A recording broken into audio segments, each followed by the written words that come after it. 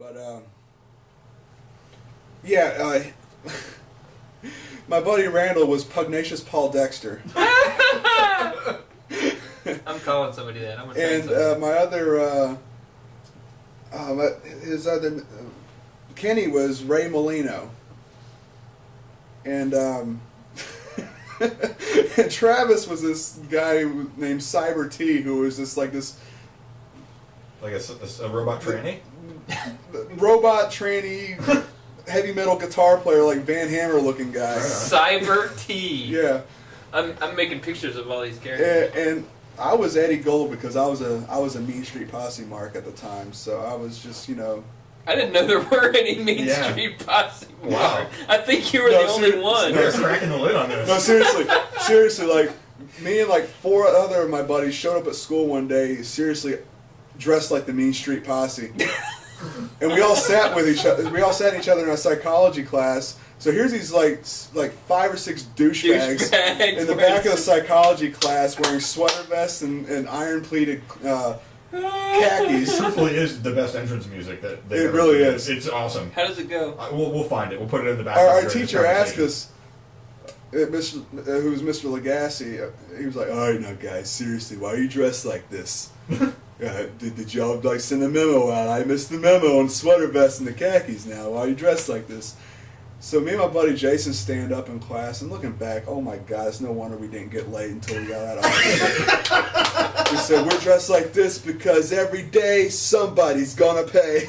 And then you can hear crickets fornicating in like the next classroom. I didn't even know the Mean Street Posse had like a catchphrase. Oh, they had a catchphrase. Every day someone's gonna pay. I never heard that.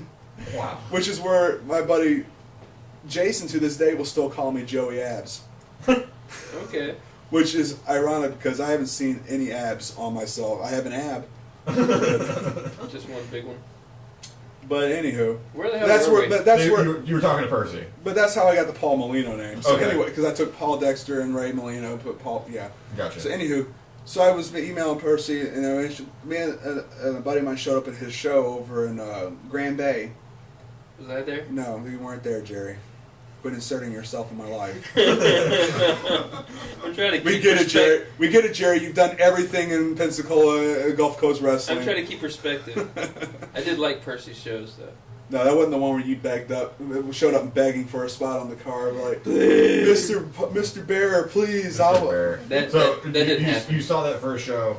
Yeah. What did you think of it? I liked it.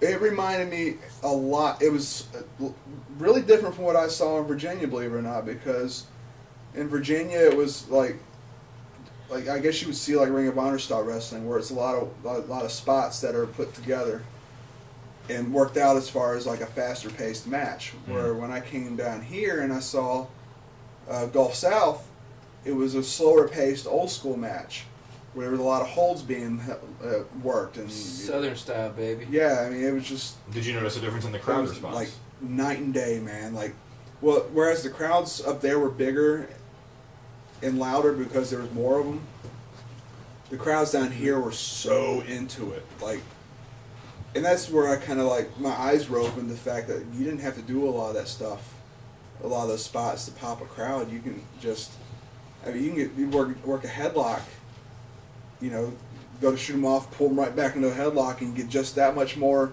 of a reaction than somebody who just did a 450 plancha off of a ladder, you know. But what appealed to you more is what you wanted to learn or do? I wanted to be at Paul Bear's wrestling school. You didn't care. I grew up being a fan of his and The Undertaker's. This was my opportunity to learn under a guy that I've seen on TV and I respected. And no disrespect to Vanguard at all.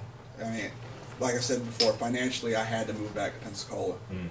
But I saw it as an opportunity to learn from a guy who was ranked one of the top managers of professional wrestling. Ever. Yeah. Not just Vince, ever. No, ever. And just the amount of knowledge and the amount of psychology and the amount of just, like I said, in-ring knowledge that he bestowed on everybody who was a student at that school. I mean, there's no price that you could possibly pay to equal what he had to offer. Talk about the training at Percy's school. Did he show up and watch? Who were the main trainers, and what did you think of them on I got to work with these guys level? Well, I ended up kind of sneaking my way into the school. How so? I kept getting the emails from Percy saying, we're not ready, we're not ready, we're not ready. Well, I ended up, my sister went to high school with a girl who used to wrestle in this area named Zip. Why would you laugh just at the mention of that name, Kyle? It's none of your business. Continue. Ask one of the black sheep. Oh, shit. Buried number one. All right, anyway. Moving along. No, so I used to get rides with her to go to Mobile because she was working with Dixie at the time to...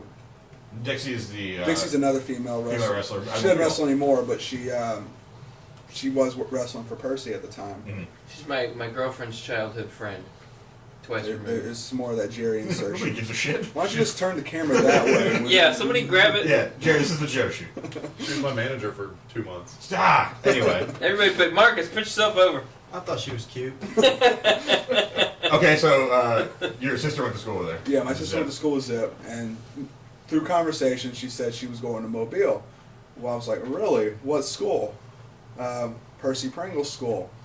Really? With me being a young buck that's never going to back down, I said, want some company? I've got nothing going on. You made your contact with Percy Pringle. I made my contact through email. Physically. For the show, I showed up. I think this is awesome that you went through Zip. Well, no. The first time I met Percy face to face was I was at a wrestling show, and I showed up literally an hour before the show. To wait by the door for him to pull up. Wow. So I sat there with my buddy I bored him out of his mind for an hour before Percy showed up, and just to shake his hand and put a face with the emails, and that was contact number one. And I even asked about the school then. I asked if I could help set up or anything needs to be done. Apparently, Percy was the type of person where he set up early that morning and had everything set up for that night. Professionally. Yeah, I mean, it was, and that came later. Even whenever we were training, the ring was set up by noon. Right. No questions asked. If it was 12:01 and y'all were still tightening ropes, he's screaming at you, wondering why. Right. You know, he ran a tight ship. Okay. But anyway, so I would ride to Mobile with Zip, and the first time I don't like that laugh. No, the first time I rode over there to go to the school, we had contacted one of the trainers, Ricky Roberts, who gave us directions to the building. I talked to him for a little bit on the phone, told him about How did that conversation go? Tell you the truth, like I used to, when we would go watch the shows before I started training with Percy, I seen him on a few shows before, so it was always yes sir, no sir. You know, you always show respect to the people, you know, who are doing what you're doing, you know, or what you want to do. Could you do the whole conversation for us and do Rocket's part? I'm not going to do Rocket's part. Basically, what it went down was, all right, kid. Well, if you want to train, just come on down there, ride with Robin. And Who's Zip? Who's Zip?